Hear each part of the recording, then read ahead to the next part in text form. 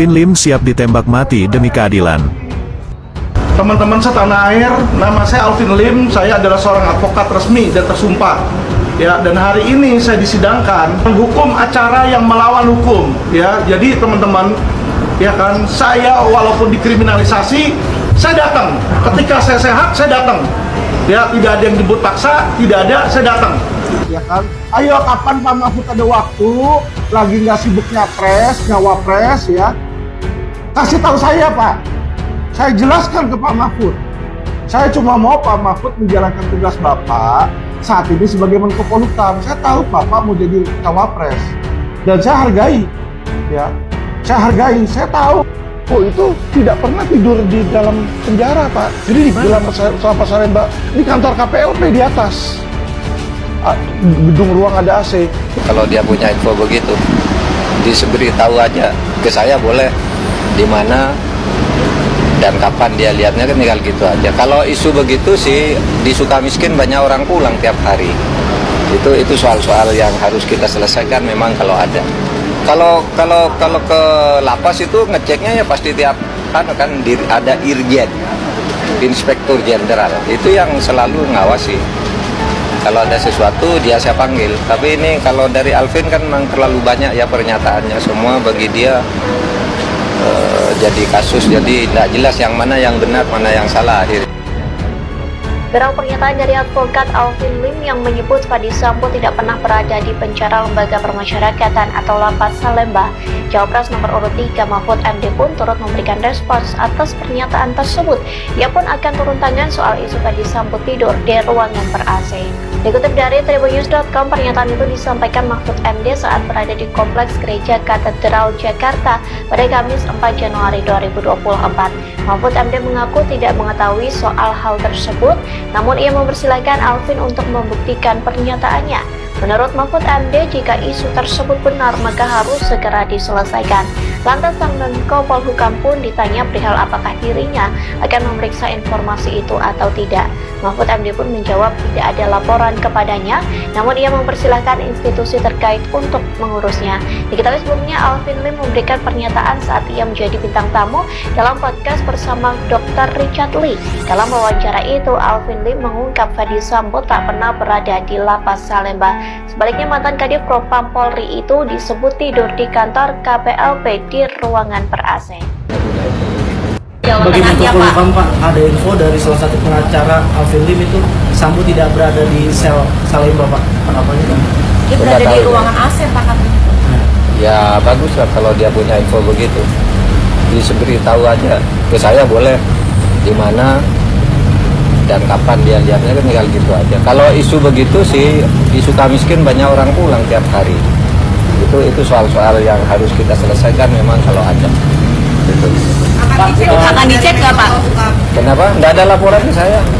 Kalau ke lapas itu ngeceknya ya pasti tiap kan ada Irjen, Inspektur Jenderal. Itu yang selalu ngawasi. Kalau ada sesuatu dia saya panggil. Tapi ini kalau dari Alvin kan memang terlalu banyak ya pernyataannya, semua bagi dia jadi kasus, jadi tidak jelas yang mana yang benar, mana yang salah akhirnya. Ya sudah, biar ditangkap oleh institusi. Kan perintahkan dong untuk kejaksaan, limpahkan untuk berkas ke pengadilan untuk disidangkan ya LP pemalsuan tersebut. Jangan diem aja dong.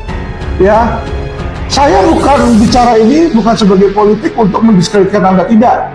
Kalau Anda bantu para calon-calon Indosuria dan lain-lain, kinerja Anda bagus, saya mungkin memilih Anda kok. Ya, saya nggak anti sama kalian, nggak anti sama PDIP, nggak anti sama pemerintah. Tetapi yang saya lihat ini kinerjanya di depan mata saya ini kagak ada yang beres. Masa sih saya harus memberikan pujian kepada sesuatu yang nggak beres?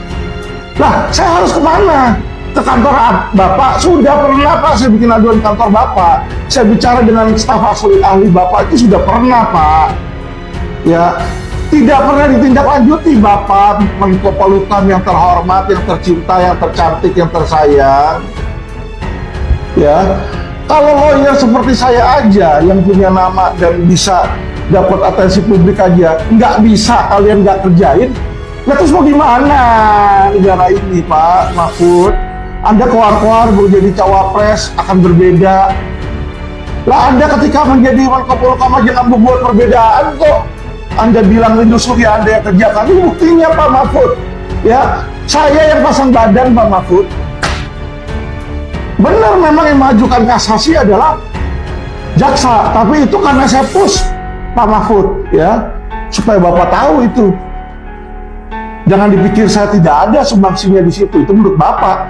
Semua di Mabes, baik Wisnu maupun Kabar Eskrim Agus Andrianto, hubungi saya dan bilang saya ada dukungan di situ sumbangsinya sehingga kasus Rindu Surya ini bisa berjalan, Pak Mahfud. Beritahu ya Alvin Lim ini, dia ini seorang yang karena satu tindak pidana dijatuhi hukuman, lalu menghindar lama untuk agar tidak dieksekusi.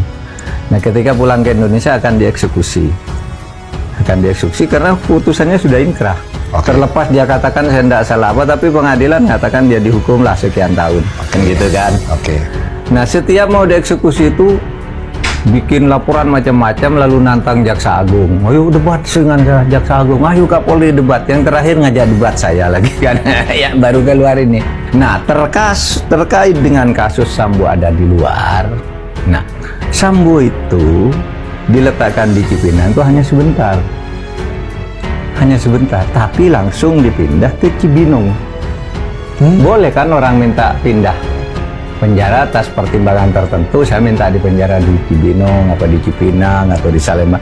Ini hanya sebentar, dan betul dalam waktu sebentar Sambo dititip di Cipinang. Yang sangat menyedihkan adalah hakim mau melanggar pasal 65, itu dibilang tersangka itu dan terdakwa mempunyai hak untuk menghadirkan saksi ahli cas di situ, dan pasal 160 ayat 1 huruf C di KUHP yang berisi bahwa sebelum putusan hakim wajib mendengar saksi ahli cas yang dihadirkan oleh pengacara di situ ataupun oleh terdakwa.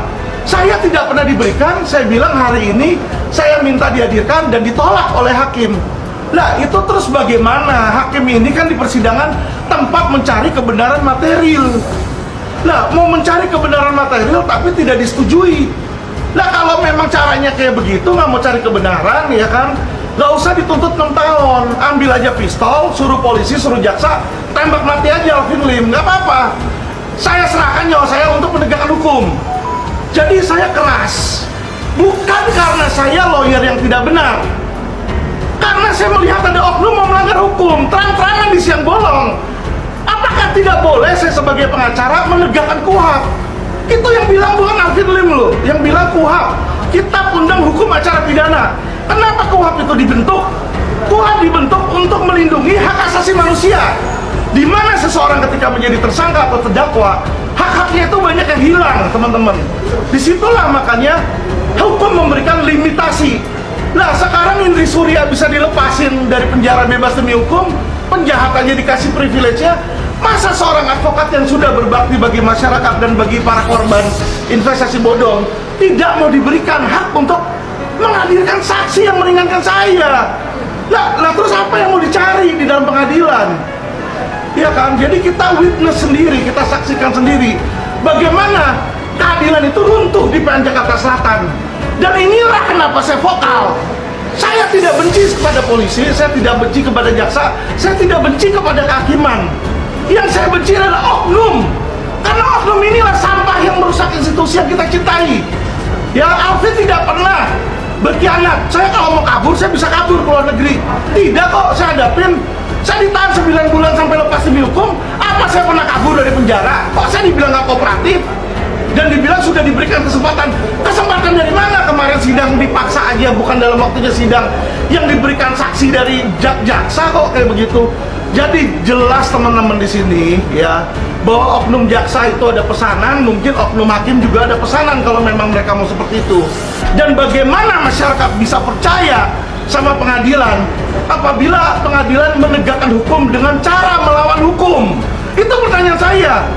Seseorang mengaku dia aparat penegak hukum, tapi dia melanggar hukum. Misalnya ada orang yang udah menyerah, ya pencuri, ditangkap, malah ditembak mati misalnya palanya, kan nggak boleh.